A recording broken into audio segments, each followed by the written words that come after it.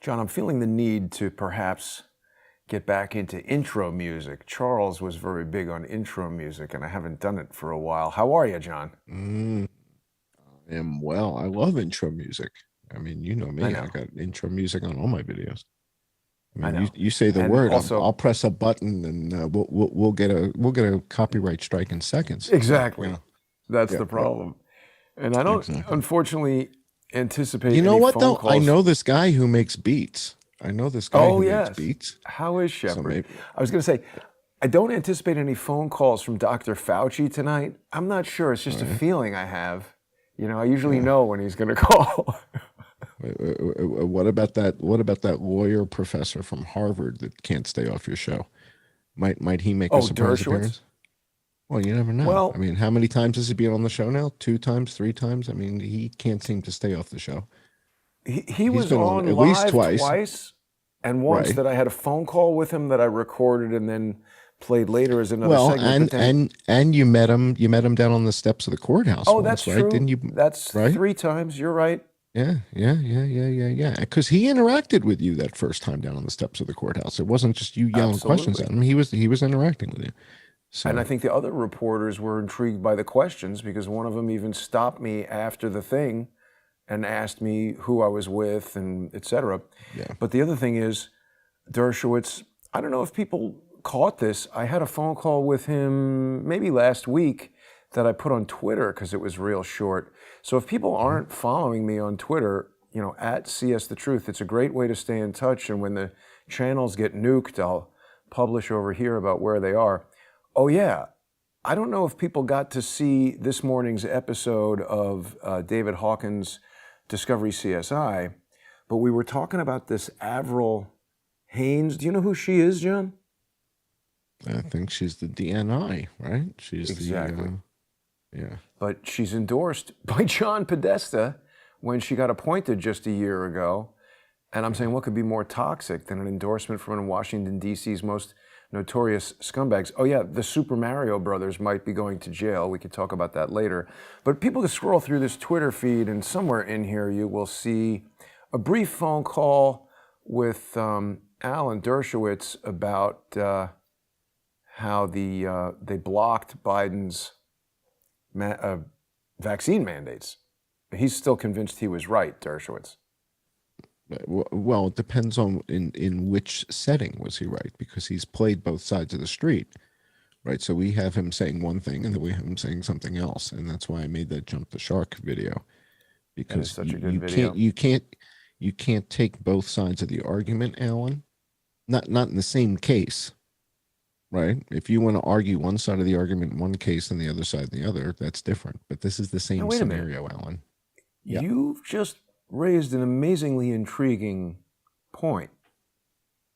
Uh, After today's show, I'll follow up with you, John, because I want to wrap my mind around this a little bit more carefully about how he played both sides of the fence, because I'm going to say something right now that I don't know if I've said before. I went to the early hearings in Giuffre v. Dershowitz, and actually, Hmm. that's where I learned about the advocate witness rule, which I used against Robert David Steele's lawyer. Didn't work, but I think it impressed the judge who ultimately dismissed that thing. And I'll tell the story about that someday. But I had a very strong sense that even though David Boies was the putative adversary in that case, I believe Alan Dershowitz and David Boies worked together to manipulate that case. And I think that happens a lot more often than people realize. It's lawfare. Mm. Um, Nothing surprises me at this point. That's for sure. Yeah. Anyway, the other thing I want to tell people about, John, before we get started in about 25 minutes with our sponsor exclusive show on Hmm. subscribestar.com/I am John Cullen, patreon.com/I am John Cullen, and subscribestar.com and patreon.com/crowdsource the truth. I want to tell people about I am John Cullen on Rumble. And I was a little confused earlier because there's two here, and I can't quite tell if this is the result of perhaps some early attempt that was later restarted, or is this an imposter? No. So I think what it is one is me, the individual, and the other is the channel. Hmm. And so you know how you can go to rumble/c Yes. / I am John Cullen. That's the I am John Cullen channel. And Aha. that's where I publish the videos, right? So I think people can subscribe to the channel. And I think in the world of Rumble, they can also subscribe to me. Very But I confusing. could be wrong. Right? But I think it's all Well, me because when you either one you click on, go back to the original one you had because you had those two up on the screen. Yeah, but it says click on the smaller one. 1,778 subscribers on the bigger one and 225 on the smaller one. I don't see what the difference is. Very confusing. Click on any one of the smaller ones videos and let's see if it's the legit video. It looks like it. It's your Yeah, videos. yeah. Who knows? Such are the mysteries of the internet, but people can follow John on Rumble. You Great want way me to to keep up out with rumble John. a little bit? Am I allowed to out rumble just a tiny bit, given that they're now Sure. merging with Cantor Cantor Fitzgerald? Fitzgerald, yeah. Right. Something's So happening. so first of all, Dan Bongino got kicked off of YouTube permanently. He's gone, done. That's it. He's not coming back. Why Right. So is that? Why'd they Bongino, kick him off? well, because he said, "I dare you to kick me off." So that was No, three did or he? yeah, yeah. So last week That's he said, "I stupid. dare you." He said, "I dare you, I dare you, I dare you to kick me off." So they kicked him off of YouTube. But he's a significant investor over at Rumble, and Rumble just is merging or is being acquired by Cantor Fitzgerald. So I want to just kind of point out a thing or two about Rumble because Rumble, people kind of wonder, well, how do you build something like this? Because we've seen Odyssey, which is library. We've Yep. seen BitChute, right? We saw BitChute. Yeah, And I had a lot of problems with BitChute, right? I My agree. issue with BitChute takes forever to upload, takes forever for the No stuff live to get streaming. encoded. And it takes forever stuff to get encoded, takes forever to Yep. watch. Just a Yep. bad experience there.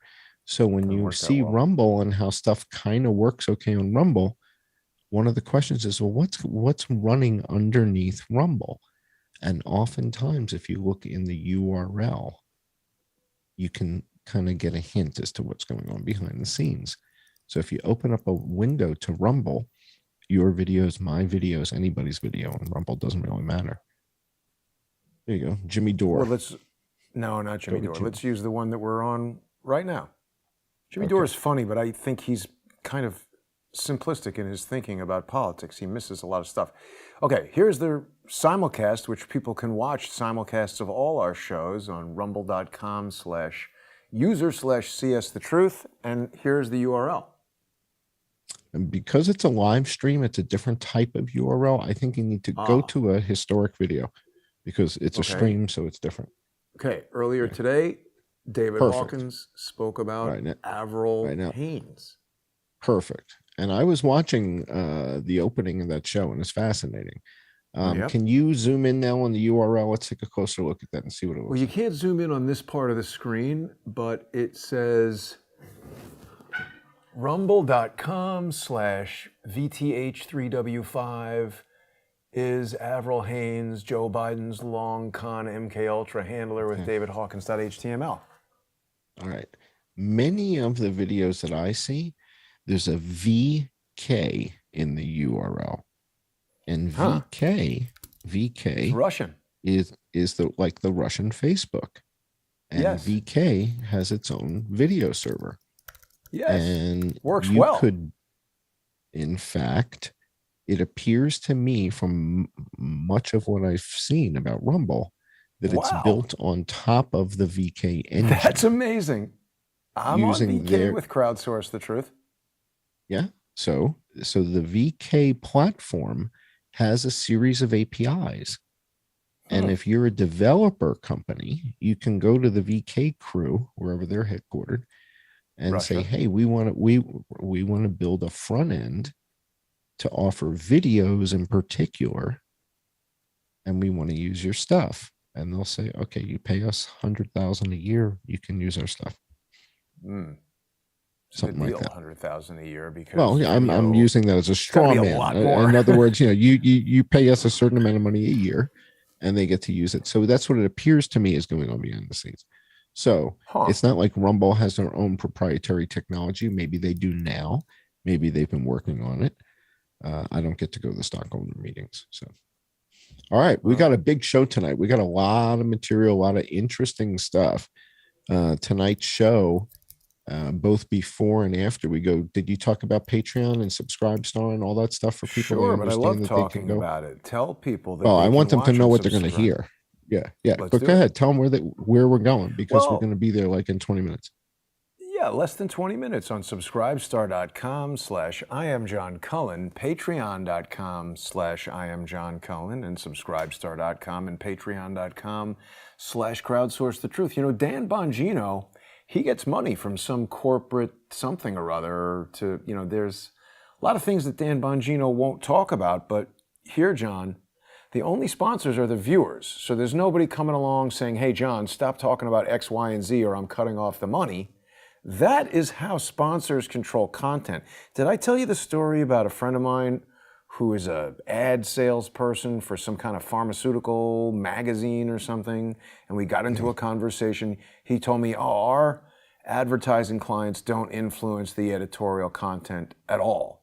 And I didn't say this to him, but I have a feeling if they published something that the advertiser didn't like, his opinion on that subject might change. Well, it makes his job a lot harder. That's for sure. Well, yeah. I Well, mean, there just would there's be things no that editorial we content. can't talk about. There's things we can't talk about here any longer because there's all kinds of rules. But No, wait a minute, John. do you guys? Sorry. Yeah. What? Before we go to Yeah. that, I'm just following up on what you were saying a minute ago. And, people should not doubt the wisdom of John Cullen, because let's just dig into this a second.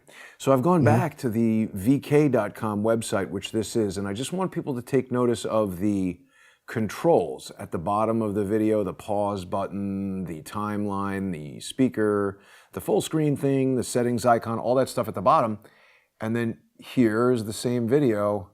John, it looks remarkably similar in terms of the controls down there on Rumble. I think you've hit it.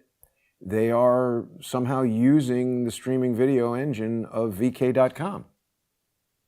Yeah, I mean, it's not a conspiracy. It's not a conspiracy. I mean, it's just, kind of a cute little footnote. Yeah, a little footnote there.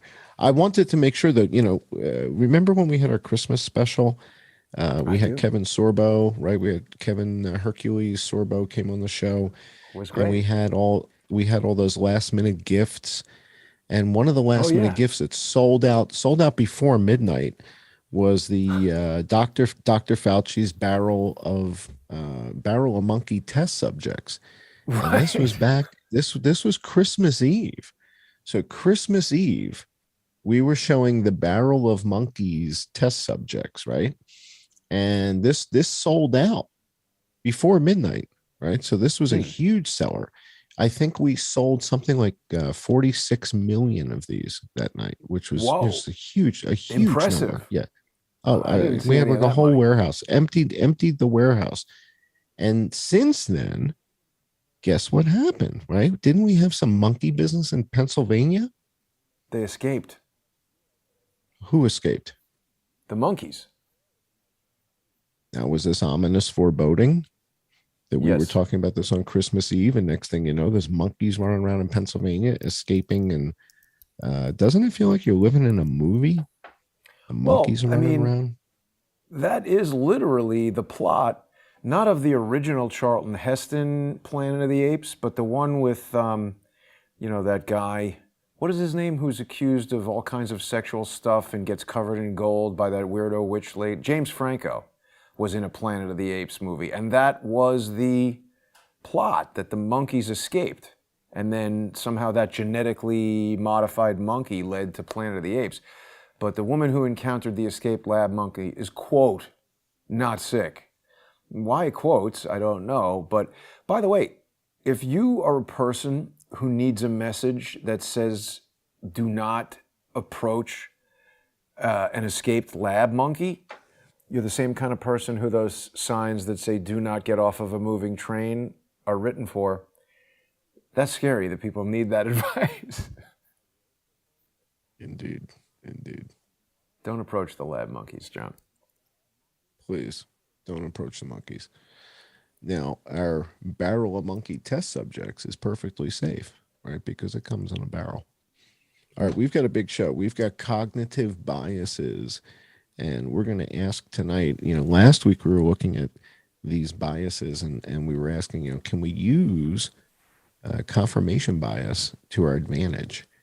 And this week we're going to ask, is bias beneficial?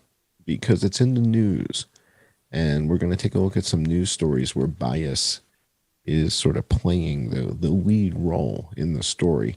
But before we get to that, I have a couple things to share with our YouTube audience. So why don't we go to our next slide, and I'll show them a couple things before we go to Patreon and Subscribestar. Sure. All right. So first of all, I think the Olympics are starting sometime soon. Is that true? Yeah. There's Olympics, and the Olympics are Anal taking swab. place where? In China, they Well, brought that's back the anal swab that's just to in time. attend. Yes, yes. So that's to attend, and that's fantastic because again, we want accurate results. But Yeah. the Olympics are taking place in what city again? What's the name of the city? What's it called? I thought What's the name Beijing. of I the don't know. Beijing, Yeah. and Beijing is the capital of China, right? Not Wuhan. Beijing is the capital, right? Yeah. Right. And as of today, there's how many people dead according to Johns Hopkins? And this is according to the Michael Bloomberg School of Public Health at Johns Hopkins University. This is sort of the master map that all the news agencies are using. And according to Johns Hopkins, it says right on top. You see, it says Johns Hopkins University right above your 4849, right on top. Yeah. It says Johns Hopkins University, JHU. So 4,849 people have died in China, according to Johns Hopkins. According to Johns Hopkins, not according to the Chinese, according to Johns Hopkins. Yeah. That's a pretty interesting. Yeah. So now you look at Beijing. Beijing doesn't have 10 dead. And this is as of today. That's according to Johns Hopkins. Right. So that's pretty good. That's great. So if you're an athlete and you're traveling to Beijing to compete in the Olympics, right? The bad news is you may have to do the anal swab. The good news is there's nobody dead in Beijing. Right. So that's just where we are. This mapping the system. Anal Olympics, somebody says. Indeed. In Fantastic. the comments. It gives, Jack be nimble, Jack be quick, right? New meaning. All right. The mapping system is the system that I helped design 34 years ago. Perfect. A week or two ago, we talked about Brett Baer and how Brett Baer was talking with Dr. Walensky and said, Dr. Walensky, how many people died with COVID versus died from COVID? And she didn't have that data. And we did, because we've been reviewing it pretty much weekly. But I don't think she's gotten back to him. And I think it's been 2 weeks now. And that's a little bit disappointing, He reminds me of the talking Hulk with his glasses because he seems smarter somehow. When he wears his glasses? Remember when the last Avengers movie, somehow he was half Hulk, half scientist, and he could talk? That's what Brett Baer reminds me of. He's got a little bit of a Clark Kent look with the glasses on for sure. Yeah. Professor Definitely Hulk. a little, yeah. I don't know if that's Marvel or DC Comics. I don't know. Let's go to the next slide. Extraordinarily low, Brett. Yeah, extraordinarily low. All right, so I put this video out to really dig into his interview, and this has a lot of views. This has been very popular. And again, that's on YouTube, on the John E. Hoover YouTube channel. That's right. And these videos, I think, have been as successful as they've been because if you go to the next slide, they really focus on data. And so by focusing on data that's coming from authoritative sources, things like I look a lot at school-age children, right? How many school-age children have died during the pandemic in the USA? Because that's data that the CDC publishes. And based on that data, we have biases. I have a bias, right? And rather than share my bias, I'll ask an open-ended question to the audience. For example, if there's somewhere between 50, 60, 70 million school-age children, let's say it's 56 million school-age children in the United States, how many of them would need to die during this pandemic if you were the Surgeon General before you would say, you know what? This is kind of like an emergency, and I'm going to authorize the use of this thing before we normally would, right? Because it's kind of a remarkable circumstance. And everybody has a number that they think. That doesn't, now I'm not talking about mandate. We've talked about that before. You've said you wouldn't mandate it no matter what. But let Some me ask people you would, something. some people This is won't. annual? Right. This chart is telling Yeah. us that people in the United States aged 0 to 14, almost 900 were murdered? Correct. Children. Wow. Yeah. That sounds like an emergency to me. Well, be careful, because Dr. Walensky wants to declare, Honestly, she John, wants to declare gun shootings a health emergency, which to me, it's like, well, if it's a health emergency, that means you have to be able to give me a prescription that I can take twice a day. Right. Right. So if you can't give me a pill, it ain't a health emergency. It's a different kind of emergency. It's not a health emergency. If there's no pill for it, it's not a health emergency. All right. But yes, homicides, it's a disaster. It's an embarrassment. I mean, how the hell do you have that many kids getting killed? And we're not talking about car crashes. These got a mental health emergency. Correct. So using these as the baseline to give us perspective from authoritative sources, I think this is why my videos tend to resonate. You know, you were talking about the engagement level a week ago. Yeah. And I think the reason they resonate is because they're kind of fact-based, but set to music. You know, it's, it's kind of a disaster, right? It's like, how do you make the CDC's data have a beat? You know, it's a little tricky, but that's kind of what I've been trying to do. Yeah, exactly. Thank you, Shep. So you look at suicides, you look at drownings, you look at homicides for children. As you said, this is birth to 14. Crazy. There's no 15-year-olds, no 16-year-olds, no 17-year-olds in these numbers. And when we look at the COVID deaths for school-age children, yeah. Look at the jump. When you go to 15 to 24, you got almost 5,000 people getting murdered. And now you're talking problem. high school, college, young adults, and look at road traffic accidents. Wow, luckily I'm on the decline here. I made it through without getting shot. For now. Right. It's only January. Don't push your luck. Yeah, don't push your luck. I remember your trip to Minneapolis. All right, let's go to the next slide. We've only got about 2 minutes left, John, before we're making our transition. Zoom. Let's go quickly. Virginia. A lot of hullabaloo going on in Virginia. Yes. Net. How many kids have actually died with COVID in Virginia? The number's 13. So that's the number. That's from birth to 17 in Virginia, 13 children. Now, but if you zoom out and you say, all right, let's frame this with a little bit of perspective. We see that 34 kids died in the birthing room from birth trauma. I mean, from kind of unacceptable in the United States. I mean, this should be like one every 5 years. And 11 suicides and 11 homicides. Again, the 13, I'm not saying it's insignificant. I'm not trying to sound callous, but I'm saying that compared to the suicides, the homicides, the birth trauma, I mean, how many lives might we save if we just go a little easier with the forceps? I mean, what the hell's going on here? 12 from leukemia.